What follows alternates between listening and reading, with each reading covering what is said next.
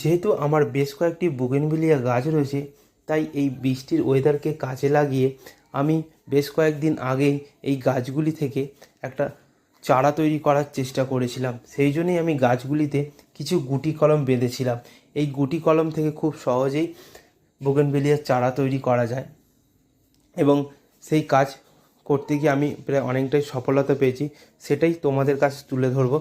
খুব সহজেই এই বুগেনভিলিয়ার গুটি কলমের মাধ্যমে চারা তৈরি হয়ে যায়, সেটাই আজ তোমাদের দেখাবো। তোমরা দেখতেই পাচ্ছ বৃষ্টির জল পেয়ে গাছগুলো কত সুন্দর হয়ে উঠেছে। এই গাছটিতেই 3খানা গুটি কলম বেঁধেছিলাম, তার মধ্যে আজ দেখি এটাতেই শিকড় এসে গেছে। সেটাই তোমাদের সামনে তুলে ধরলাম। তোমরা তোমাদের বুগেনভিলিয়া গাছগুলি থেকে খুব সহজেই গুটি কলমের মাধ্যমে তোমাদের চারা তৈরি করে নিতে পারবে। এই যেটাতে শিকড় এসে গেছে সেটাকে এখন কেটে নেবো এবং বাদ বাকিগুলো রেখে দেবো।